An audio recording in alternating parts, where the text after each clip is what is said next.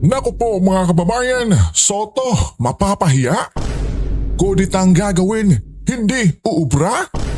Naku po at Marcoleta mga kababayan, balik Blue Ribbon na nga po ba? Nako, Lacson, humanda na ha? Eto, ang ating alamin ngayon mga kababayan. They don't have the numbers, itong mga minority. 9 lang sila eh. Kahit pa magsali sa kanila yung additional 2, 11 lang sila.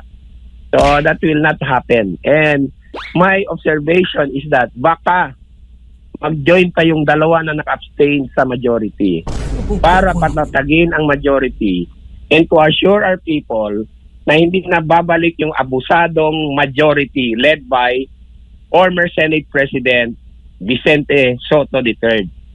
So, hindi mangyayari yan sa aking analysis based on the numbers that they have on both sides Correct. at sa realidad ng sitwasyon. Dahil nga sa mga pangyayari dyan sa Senado, Tamang-tama mga kababayan, no? Itong sinasabi ni Atty. Luna. Di ba? Kaya nga, itong si Marcoleta mga kababayan ay nako po, nagtataka na ba't ganon? Bakit may na yung numbers namin pagdating sa butuhan ni BP Inday Sara ay nako, lamang kami. Di ba mga kababayan, kahit di ba si SP Soto pa ang andyan mga kababayan, no? Pero wala mga kababayan, if fail itong gagawin ni Tito Sen mga kababayan, no? Di ba? Malalaman natin to ngayong Lunes mga kababayan. Bukas mga kababayan, malalaman natin kung totoo ba na itong si Tito Sen ay magtatakda ng kudita dyan sa Senado mga kababayan. Tila ba'y ayaw talaga nilang matanggap mga kababayan, no? Yung kanilang tila ba'y pagkatalo, kumbaga. Ang bihira mga kababayan, di ba? umuugong na naman daw itong kudita sa loob. Mismo ang SP Keita nung sinasabi may mga from minority na kinakausap na yung ilan po sa mga nasa majority para lumipat. At ito nga, may plano daw patalsikin itong si SP Keita. Ano pong pananaw po ninyo? Well, they don't have the numbers, itong mga minority. 9 lang sila eh. Kahit pa magsali sa kanila yung additional 2, 11 lang sila. So that will not happen. And my observation is that baka mag-join pa yung 2 na naka-abstain sa majority para patatagin. Si Tito Sen, Tito Sen tuloy. Si Senator Zubiri mga kababayan at Ejercito, no? Yung 2 nag-abstain di po ba mga kababayan? Maniguradong sa nangyari ngayon mga kababayan ay nako po, buboto pa ba yan kay Tito Sen? Maliban na lang mga kababayan kung gagapangin at may dalang maleta siguro. Hindi po ba mga kababayan, pambihira. Eto, tuloy tayo kabayan. In ang majority and to assure our people na hindi na babalik yung abusadong majority led by former Senate President Vicente Soto III. So, hindi mangyayari yan sa aking analysis based on the numbers that they have on both sides at sa realidad ng sitwasyon. You know, the Senate has to be stable para yung kanilang serbisyo ay tuloy-tuloy. And the people do not want instability. So, I don't think so mangyayari yung na sinasabi na yan. Kasi masisira ang institusyon ng Senado pag nangyari pa uli yan at hindi papayag na ang tao.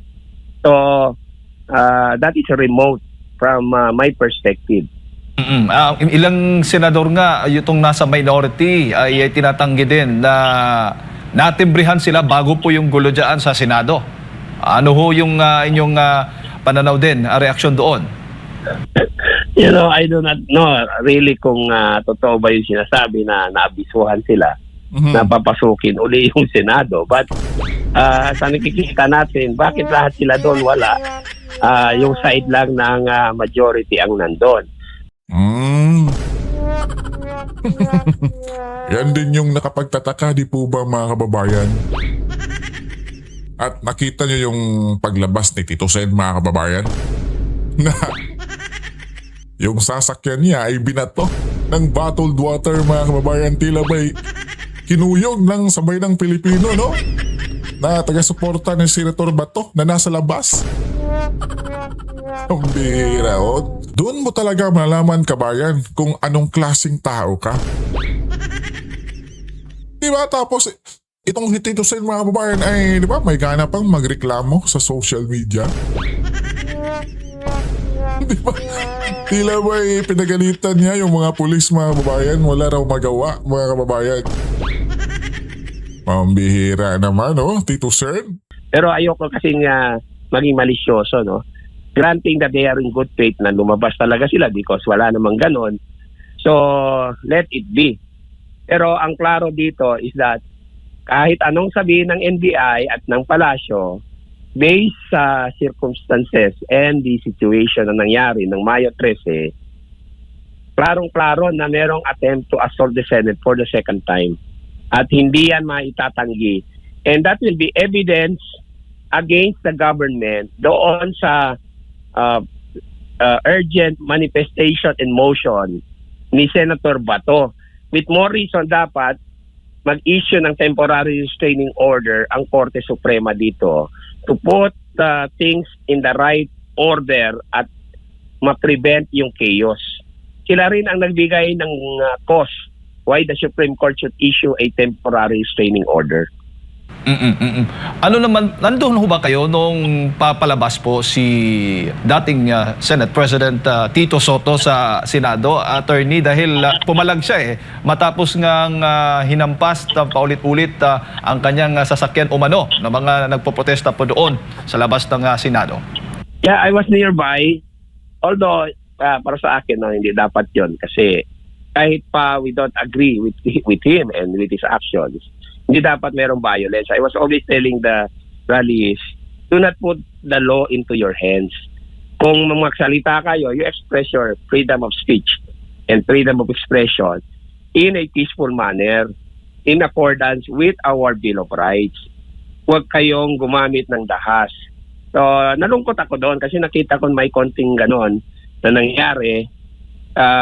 Probably dala rin yun ng frustration at galit ng mga rallyista, pero I don't tolerate it kasi hindi dapat nangyayari yan consistent ako na dapat peaceful ang isang protest action kasi hindi naman tayo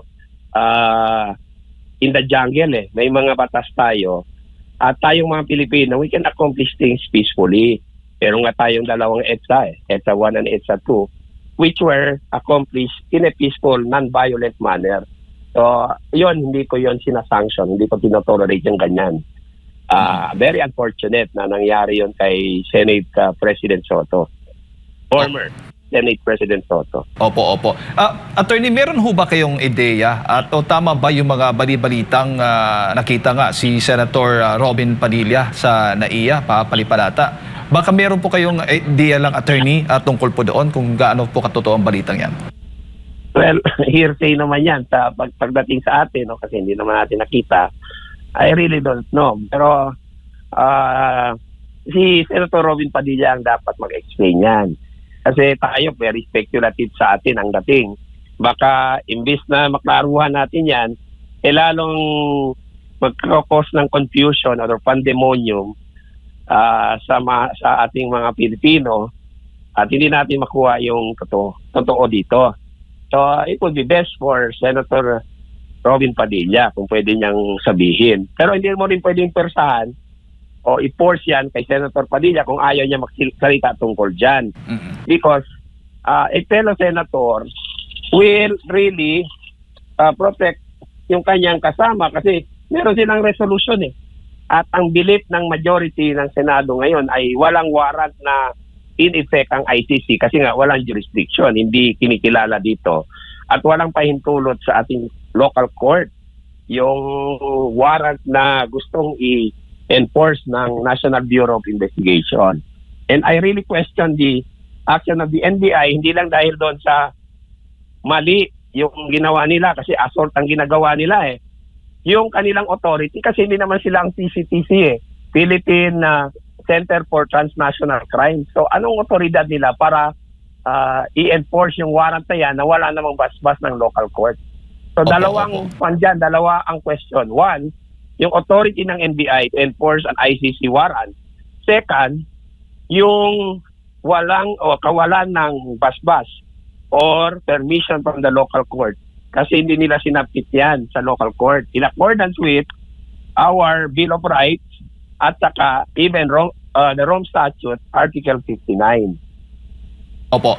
Attorney, huling issue na lamang o topic, pakaugnay nga doon sa impeachment case ni Vice President Sara Duterte. Sabi nga ni SP Cayetano, by May 18, kung hindi ako nagkakamali, as soonest ay magko-convene po yung Senado patungkol nga dito sa impeachment case ni Vice President Sara Duterte. Ano ho bang inaasahan po ninyo? Well, alam mo, yung Senado naman, meron silang duty, no? To constitute themselves into an impeachment court. So tama yung sinabi ni Senate President Alan Peter Cayetano. Sa action sila dito at Mayo 18 nga ang target date or earlier. Now, ako naman, from my view, based on circumstances and political reality, the articles of impeachment is dead in the water. Anong ibig sabihin yan? Baka ma-dismiss yan eh. On the part of the defense, meron silang option questionin yung validity, yung legality or constitutionality ng articles of impeachment through a motion to dismiss or a motion to quash. Kasi merong question doon sa proceedings ng Committee on Justice. Remember, ang House noong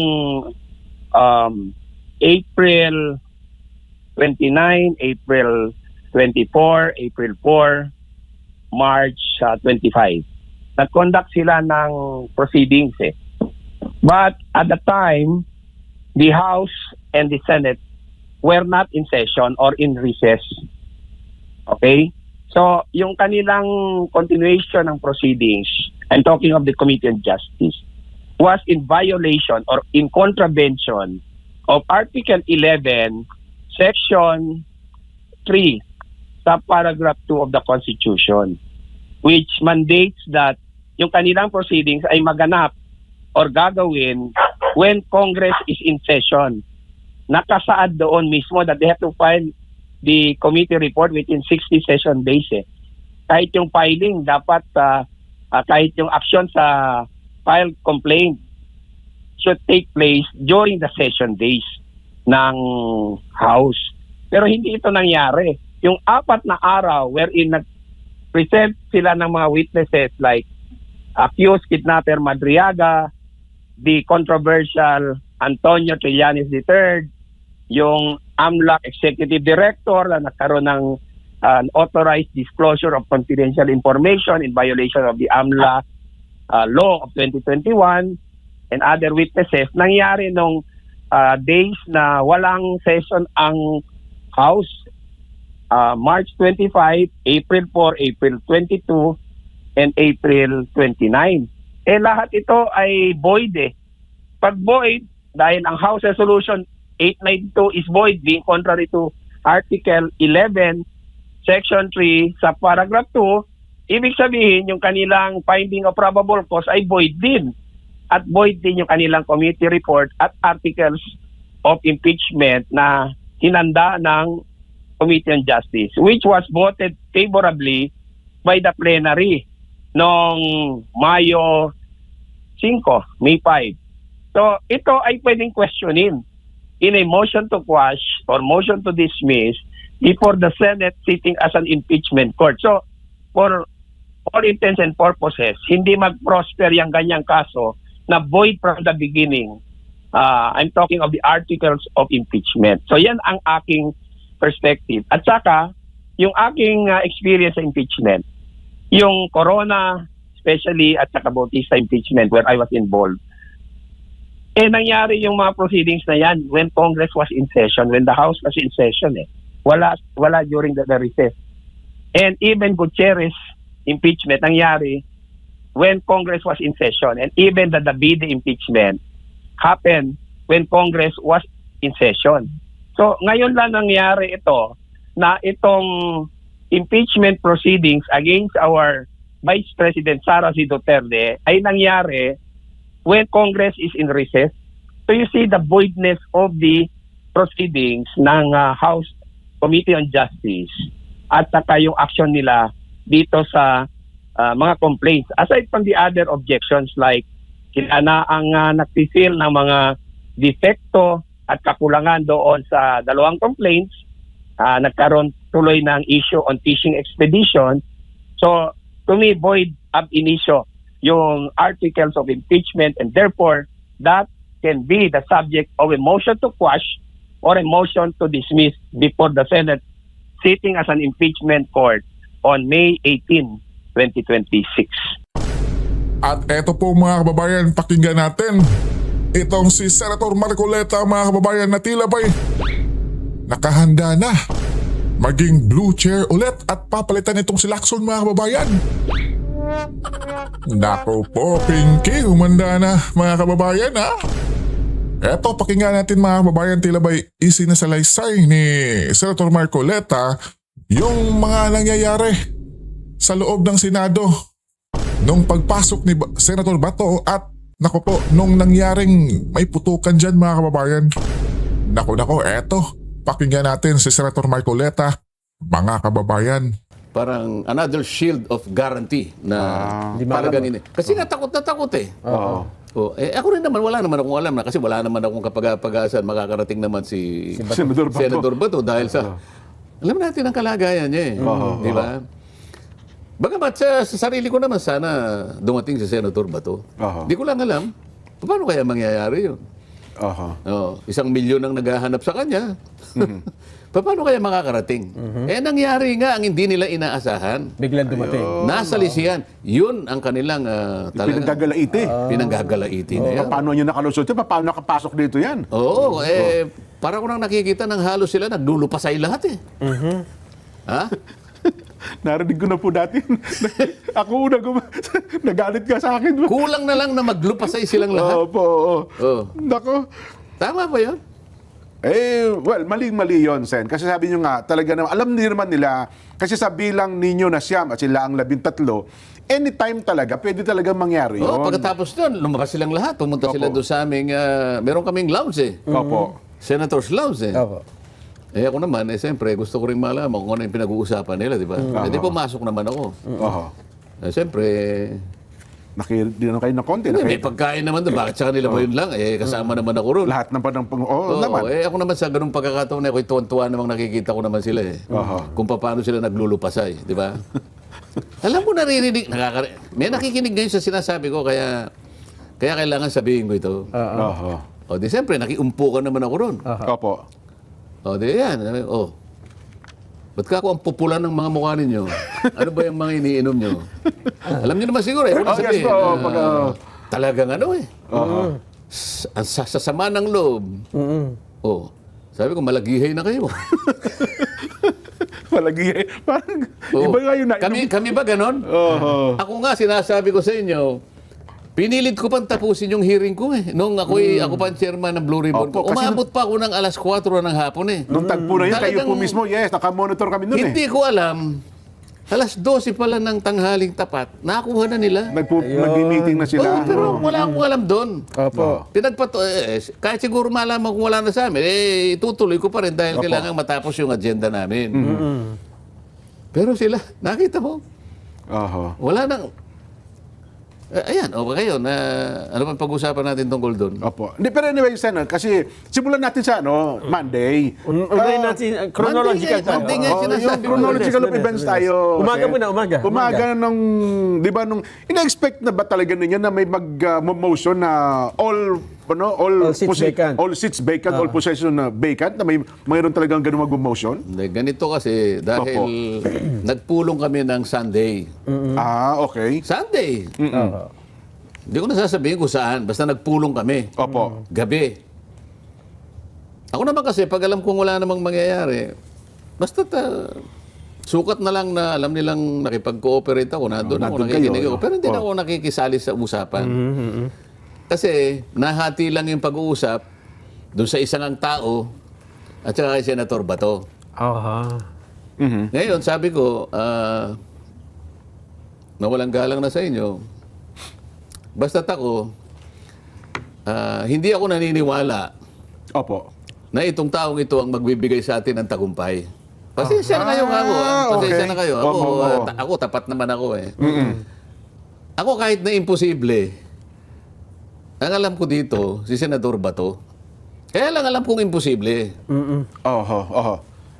Alam kong imposible, pero Sa sabi sarili ko, niyo talaga sa tingin hindi talaga darating si Bato no?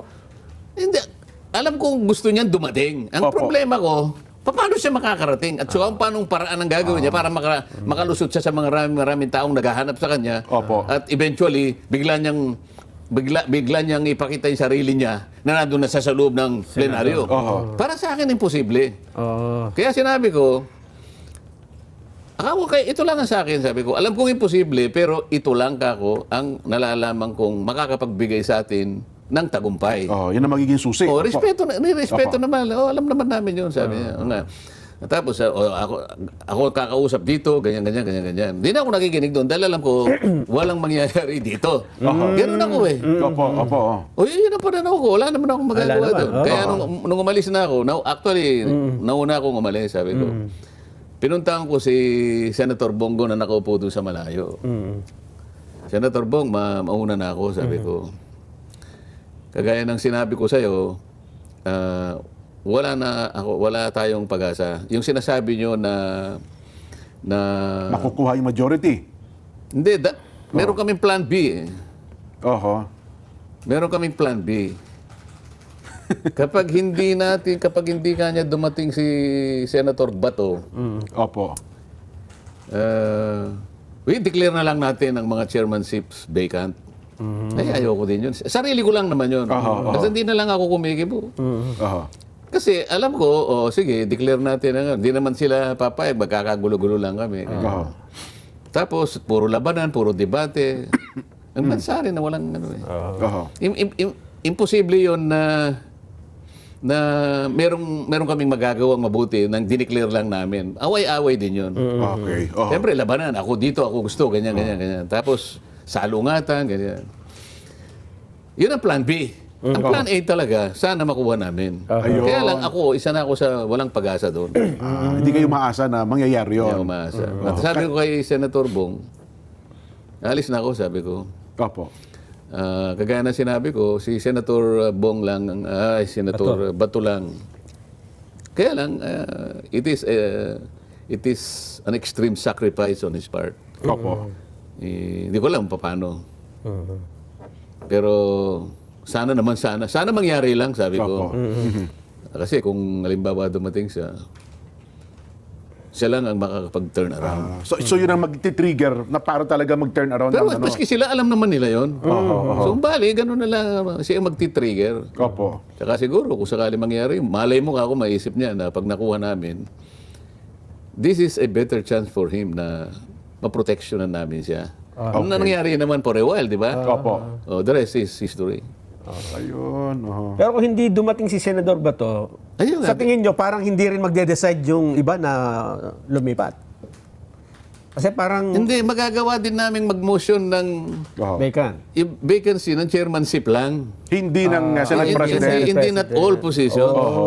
Oho. Kasi ang ginawa namin nung dumating si Bato, di ba? To declare all positions vacant. Iba yung chairmanship lang. Parang gulo-gulo lang. Oho. So yun pa lang ano. So, ganun Okay. kainit si Bato Oho. nung dumating. Kaya, So, nung makita ko, bigla akong ako ang unang nabuhayan ng loob. Ang gusto ko eh. Sinalubong talaga, napayakap ako doon sa tao eh. Kasi humahangos nga po nakita namin Hindi nga siya makapagsalita eh. Anong nangyari sa'yo? Hinihingal po eh. Hinahabol ako. Sino nga ako mahabol sa'yo? Wala na. Yung mga FBI, nandun sila. Tapos ginaganon niya sa akin yung daliri niya. Itong isa, basag itong isa. Yung isa, nabalatan dito. may dugo, Sa kakaganon niya yata sa ano. Yun na nangyari. Ito yung problema. Bakit merong NBI sa loob mismo ng Senado? Bakit pinayagan yon? Na doon pala siya huhulihin. Wala bang paggalang sa Senado? Ito yung pinaka main question na dapat itanong natin. Gusto niyo siyang hulihin sa labas. paglabas niya o kaya pag bago pumasok, nandun kayo sa labas. Opo. Pero yung nakipag-coordinate kayo, kasi ang inamin na ni former SP na pumunta ang NBI sa kanya, umaga pa Opo, lang. maaga pa lang. Oho. Tapos, makipag-coordinate kayo sa OSAA. Sabi niya, ito yung aming Sergeant at Arms. Opo. Ba't yung ginawa yun? Oho. Member ng Senado ang uhulihin sa loob mismo ng aming bakuran. Oho. As tinanong ko siya, habang sila ay mapupula lahat ang... Oh, nasa lounge. Habang nasa lounge sila. Oh. Sabi ko, SP, nung nakipag-coordinate ba sa'yo, pinakita sa'yo yung warrant of arrest? Hindi. So, hindi mo tinignan? Hindi. Oho. Oh. With more reason, anong ginagawa ng NBI sa premises ng Senado? Tapos, nung gabi na, ng Miyerkules na yun, pinatawag namin. Kasi nga, yung nagbarilan, ano? Opo, Ay, yung di pa yata. Yung gabi na yun, wala pa yung... Hindi pa yun. Oh, Oh. yung Di pa yun. Lunes yata yun. Lunes pa yun. Opo. Oo. Gabi na yun, pinatawag namin si Melvin Matibag. Oo. Sir, sabi niya, ang instruction ko naman po sa kanila pag nakapasok na siya sa session hall, tigilan nyo na, huwag nyo tutugisin. Stick muna ka. Kaya pa. Oho. Yan mo sabihin yung hagdanan kung saan nyo siya hinabol ka. Hindi party ka ako ng Senado yun. Yung parking na doon nagsimula ka akong habulan. Hindi ka ako sa Kaya premises. pala ng Senado. habulan talaga. Oh. Pwede mo ba kaming bigyan ka ako ng kopya ng warrant to pa? Opo. Sir, kasi nasa sasakyan ko eh. Hindi ngayon, bukas, sabi ko. Tapos, bigyan mo na rin kami kako nung communication or order ng ICC na pinasa sa kanya yung sa Interpol. Opo. Yung inisyo. Kasi yun ang officiality eh. Yun ang proseso na dapat mangyari.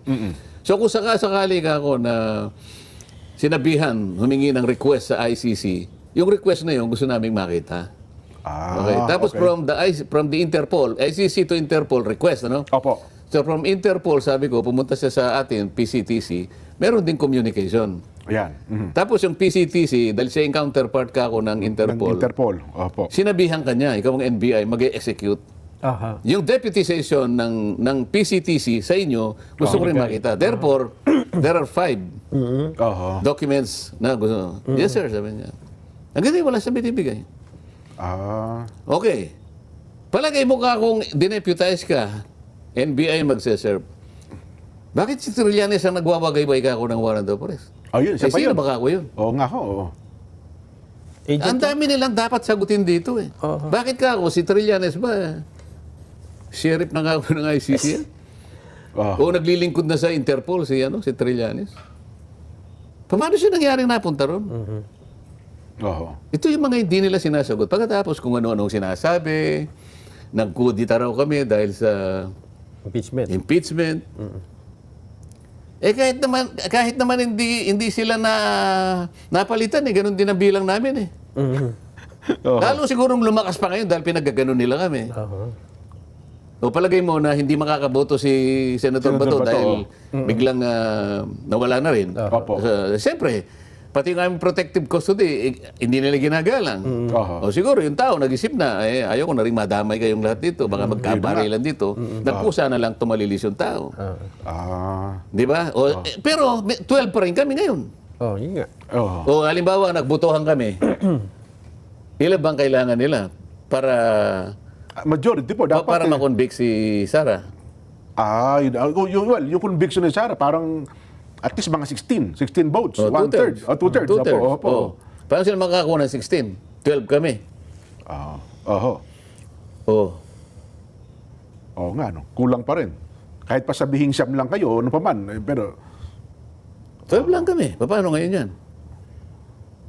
Paano magiging, anong connection nung impeachment? oo nga, no. Kasi yun ang unang pinalulutang. Kaya daw ninyo pinilit na makuha ang Senate majority. Kasi parang preparasyon nga raw ho, kung may akyat na sa Senado ang impeachment complaint. Hindi, matagal nang maraming reklamo kasi. Unang-una, si Ping Lacson ayaw niyang magtawag ng... Isa pa yun. Ng Hearing ng Blue Ribbon, ipagpatuloy. Isip-isipin mo naman ang mga tao, halos siyam na buwan ang naghihintay. Kinuha niya yung tungkulin na yon, ang pananagutan na yon. Ang gusto pa niyang mangyari, bago daw siya mag-hearing, pipirma kami doon sa kanyang partial report. Oo. Na marami nang naiinis. Kaya kita mo, maski sila ay nang Ay, pumirma. pumirma. Oo nga. Yung majority. Tama. So, maraming disgusted na sa kanilang ginagawa. Sa panig ko din, hindi lamang yun eh. Yung mga panukalang batas ko, hindi umuusad eh. Sa kanila, puro sila na lang. Kaya makikita mo, sila na lang ang nagdidepensa, nag-i-sponsor ng mga bill nila. Kasi sila yung nauuna eh. Oho. Puro na lang yung puro gano'n, na puro, hindi mo na malaman kung paano nila maayos ang problema ng bansa. So para sa inyo, isang dahilan ho yun kung bakit... Halimbawa, unahin pa nila yung autism, yung ganyan. Akala mo naman ala nang ang makain ng buong Pilipinas yung autism. Hindi ko naman sinasabing hindi importante yun. Opo. Kaya lang, I-priority. sus, yun daw tawag din, yung feeding program sa ganito. Okay din naman yung feeding program sa mga eskwela. Bakit yung mga bata lang? Paano yung matatanda at maraming taong nagugutom? Hindi ba ito yung unahin natin? Paano yung sinabi ko na gusto ko 200 kilowatt hours ng kuryente, i-substitute natin sa lahat ng mga subsidy na yan? Oho. Nawawalang visa lang yan, nalulustay lang ang pera, ganyan-ganyan. Tanggalin natin ang 12% VAT ng ganito. Oo. Wala. Itong mga importante, yun ang hindi nila. Hindi schedule. Siguro, konektado sila sa mga oligarch siguro. Kaya marami na rin ayaw din eh. Oo. Gusto nila yung puro sa kanila lang, ganito. At pagka magpi-privilege fee, gusto silang lahat. Ako pag nag-privilege fee, alas 9 na ng gabi. Ating gabi. Paano hindi ka naman? Oho. Oo. Alam mo ba nung yung Lunes na yun, yung makasaysayang Lunes na yun, palagi yung natala sa kasaysayan. Ano? Ayaw po, natala talaga sa kasaysayan po yun. Oh.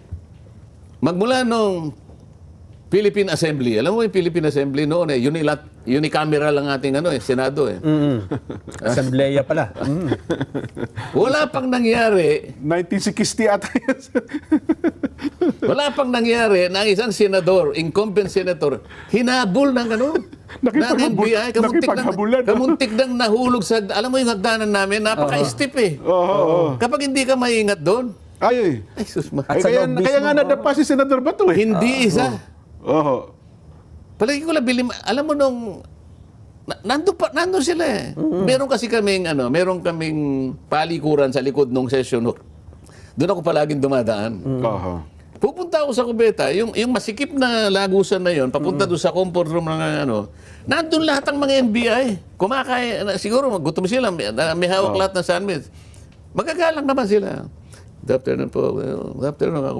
Pero, gusto ko ba't nandito kayo? Nakaharang na pala Isipin mo. sa dadaanan, Oho. Ngayon lang nangyari sa kasaysayan ng Senado, hinabol ang isa sa amin. May hawak-hawak na warrant of arrest na hindi naman ipinakita. Oho. Bakit pinayagan? So teka lang yung warrant of arrest na yun. Ano yung sinasabi ng mga magagaling na mga... Hindi kasi Ano sabi? maraming pinag-uusapan ngayon. Teka lang, ang una pong tanong, dapat pa talagang arestuhin si Senador Bato? Kasi mula noon, hanggang ngayon, wala talagang makapagsabing, meron ba talagang lehitimong warrant para kay Senador Bato? At yun bang warrant, sabihin na natin, galing sa ICC, kikilalanin ba yun dito sa atin? Kasi meron ng desisyon ukol sa warrant of arrest na yun, di ba? Nang ipinalabas ng International Criminal Court. Bagamat hanggang ngayon, questionable yung ICC warrant, Sen. Yung warrant, inisyu ng ICC. Opo. Okay. Kaya lang, palagi nating sinasabi, yung ICC ay hindi na natin kinikilala dahil hindi na tayo miyembro. Opo. Okay? Pangalawa, meron na tayong domestic law na siya yung kumocover sa mga ganyang klaseng krimen na yan din ang nire-recognize na mga krimen ng ICC. Halimbawa, itong mga crimes against humanity, Yes po. Genocide yan. Opo. International crimes, War mga crimes, ganito. yes po. Ito yung Republic Act 9851. Ngayon, ang ICC kasi is the court of last resort. Sinasabi namin ganun. Palaging, yung mga abogado palagi lang siya. The ICC is a court of last resort. Opo. Kasi ang principle niya, yung hindi sila pwedeng pumasok kapag ka ang isang domestic judicial system ay functioning. Ibig sabihin, nakahanda sila, gumaganap ng tungkulin, able and willing to do their job. Yun naman ang kondisyon ng ating mga korte at ang ating mga piskalya. Hindi naman nakasara ang ating mga korte. Ang totoo niyan, sinabpi na nga si Senator Bato ng CIDG. Yes po. Ibig lamang sabihin, meron ng active case against him. Oo. Kasi sinabpina na eh. Oo. Hindi, siguro nahalata nila, i-withdraw natin ang sabpina para maipakita natin na Nawala. wala pang... Oo. sabi ko nga, Pwede.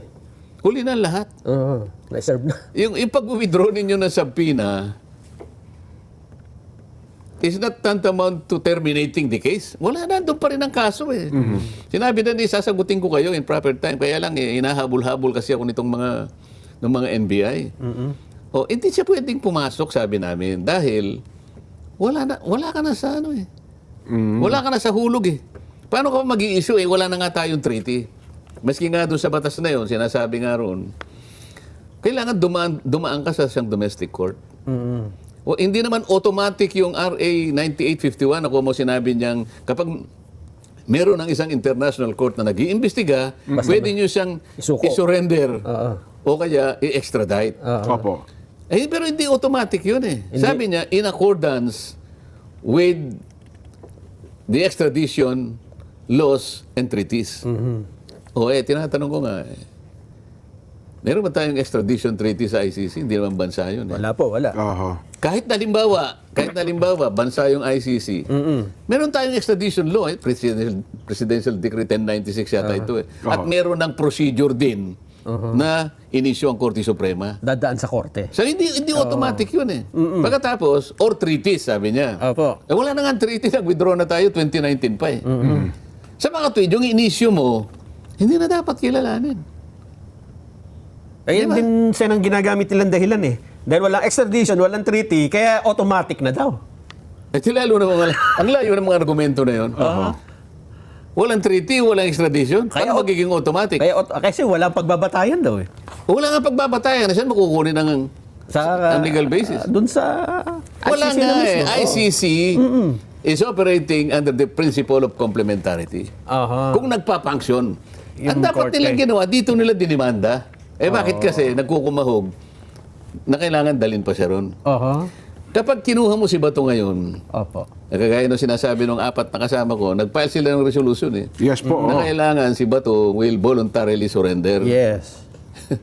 Alam naman nila, kapag nakuha siya ng NBI, he will be handcuffed. Opo. He will dump on a plane. And he will vanish to the Netherlands. Yes. Parang ginawa kay Digong. Oo. Yan, ginawa ni Digong. Oo. Asan ang domestic remedy magagawa niya? Wala na. Kung ano nangyari kay Digong, ganun din mangyayari sa kanya.